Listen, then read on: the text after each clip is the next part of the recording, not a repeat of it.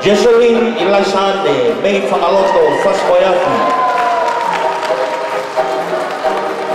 Afa Tuafono, Funga Venga Ngana, Funga Fereunga, Kolokatala, Folausi, Tui Kolowat. Iyo Deu Fatulawat, Molayoni, Todo Fai Malakula.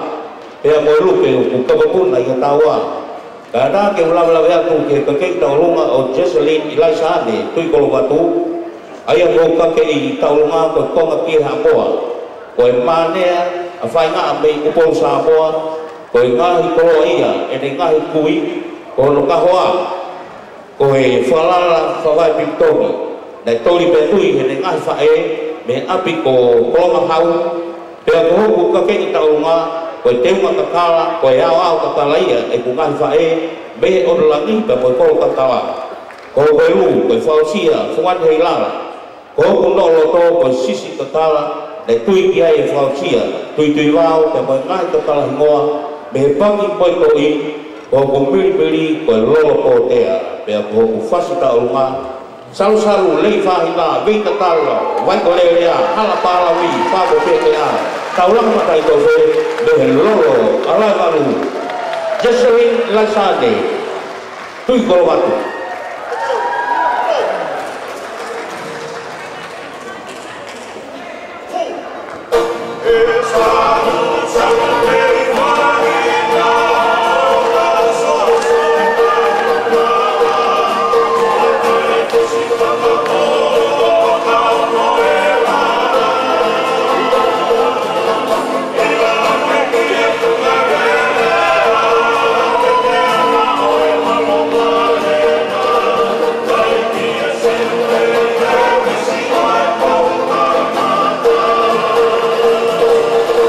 Sorrow.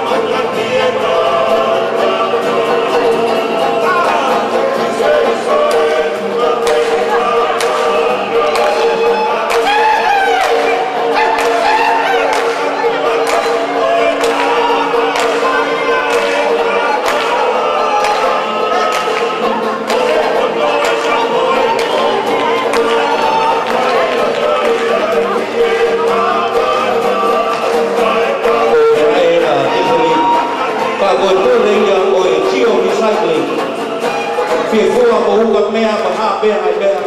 Oi na ko fa tu ko watu. Kalau itu kowe kafaya ko ni justru lasane di kalau watu tak wono lalu ni nato jang ko ia apa supaya kita tahu batu baik di pagoko